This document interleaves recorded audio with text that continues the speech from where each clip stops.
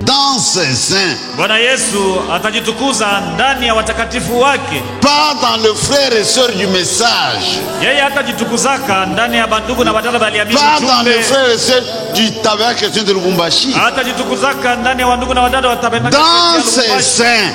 Lakini yeye atajitukuza katika watakatifu wake. Dans cette église, Mwi kanisa yetu nous avons les trois sortes de croix dans cette église. tuko na Pas kundi dans les tatu ya dénominations, waaminifu. dans cette Mwi église. kanisa yetu Testele tuko na kundi tatu ya waamini. Le premier groupe, kundi ya kwanza ce sont des saints, ni ya watakatifu, des élus, ya bateule ya Mungu, de vainqueurs, ya washindaji, de premiers-nés. ya bazaliwa wa kwanza.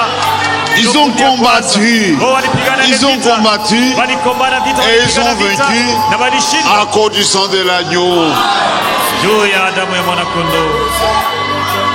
Il y a aussi des semi-croyants, un pied dans la parole, un pied dans le monde. C'est hypocrite.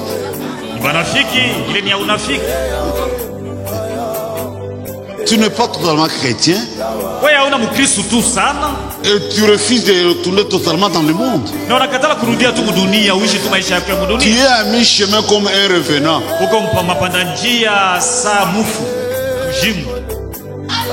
Uko wapi? Où est-ce que tu es? Quelle est ta position? C'est le type de l'hypocrite. Pendant la journée tu es avec nous, tu chantes avec nous, mais la nuit tu es chez la prostituée, tu es au bar, tu es dans le mensonge, tu es dans la prostitution. Là ça ne va pas.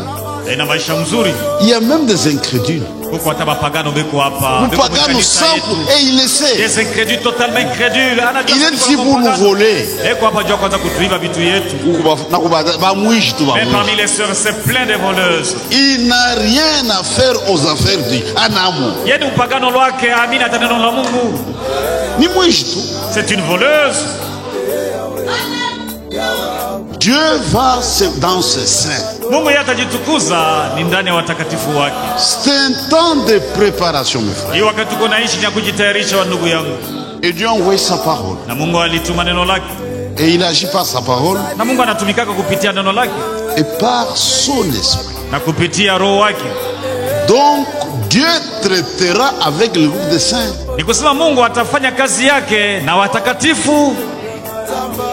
Quand il va se glorifier, c'est avec ce groupe-là, pas avec cette assemblée. Nous vous exhortons à entrer dans le groupe. Il y a Batakatifu. Le groupe de saints. Quand Paul écrivait ses épîtres, mais il s'adressait aux vivants, aux saints qui sont à Éphèse, aux saints qui sont à Corinthe, aux saints qui sont à Lubumbashi. On ne devient pas ça après la mort, ça c'est faux. Les saints, ce sont des vivants.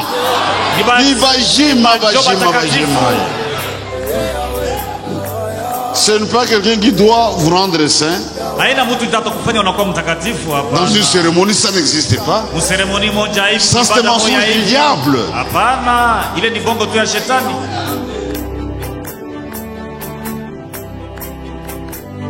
Il y a quelqu'un qui l'a fait pour nous. C'est le Seigneur Jésus-Christ. Je me suis sanctifié pour eux. Moi je me suis sanctifié. Je me suis sanctifié pour eux. Pour que eux soient maintenant sanctifiés par la parole. Car ta parole est la vérité. C'est ça le chemin. Jésus s'est sanctifié pour nous. Maintenant nous aussi, nous sommes sanctifiés par la parole. Il ne faut pas séparer les deux. Frère, Jésus s'est sanctifié pour nous. Mais vous êtes dans l'adultère. dans le mensonge, dans le vol, mauvais habillement. Ne séparez pas les deux. Jésus s'est sanctifié pour nous, pour que nous soyons sanctifiés par la vérité. Ne séparez pas les deux.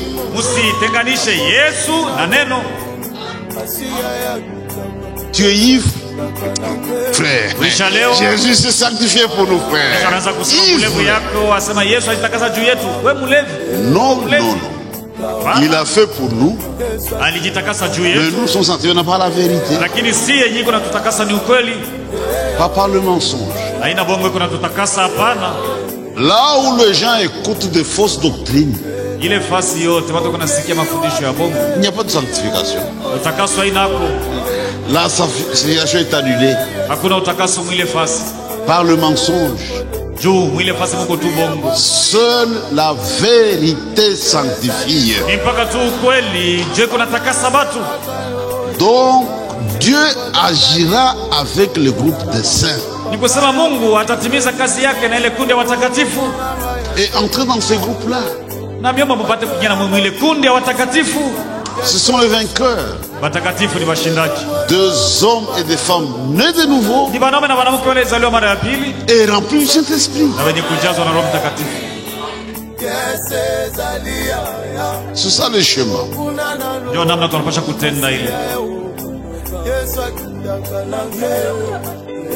Et il sera admiré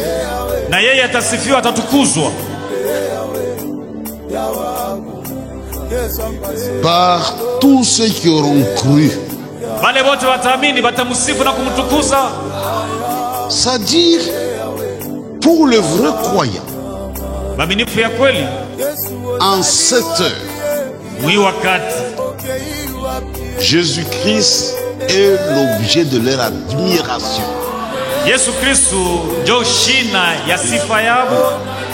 Frère, si un homme que nous admirons aujourd'hui, c'est Jésus. Même sa grâce nous étonne. Il est l'objet de toute notre admiration. Ça se passe parmi le vrai croyant.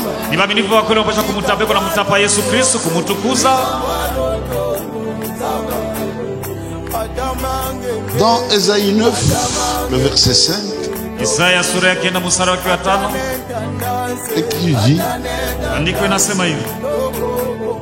un enfant nous est né, un fils nous est donné. La domination reposera sur son épaule. On l'appellera admirable. Admirable. Nous l'admirons. Maintenant, quand vous considérez la chrétienté aujourd'hui, c'est vraiment triste. C'est vraiment triste. Regardez ce qui se passe ailleurs. Les gens, ils ont construit le royaume dans le royaume de Dieu. Ils sont plus admirés que Christ. Ils sont même adorés à la place de Christ. Vous trouvez cela même parmi les gens du message.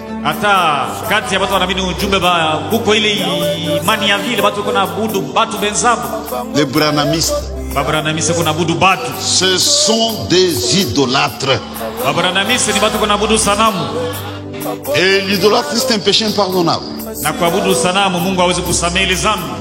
Si Dieu les laisse impunis, il faut qu'ils se répandent et qu'ils demandent pardon aux gens qui avaient détruit autrefois.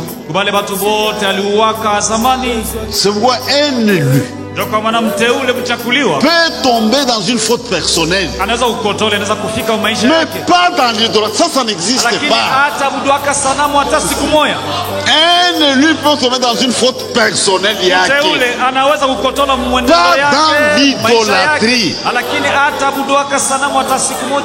Croire que Branham est Dieu, ça c'est grave.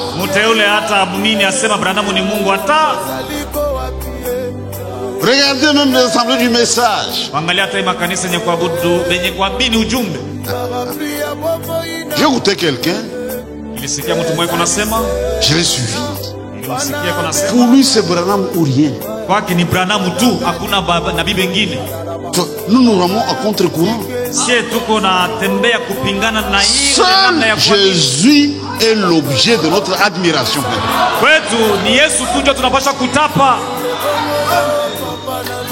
Frère, celui qui fait tout. Si quelqu'un est guéri, même si c'est moi qui ai prié, soyez caca, frère et jeune, toute la gloire à Jésus. Personne, aucun homme n'a le pouvoir de guérir un autre. Un jour, Abraham dit dans toute ma vie, je n'ai jamais guéri, non? C'est Jésus qui guérit. C'est Jésus qui guérit. Ici, Jésus fait l'objet d'admiration.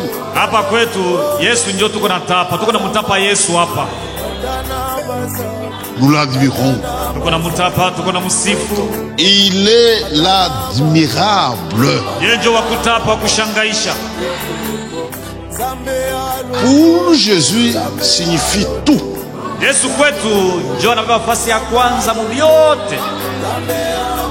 Il est tout pour nous.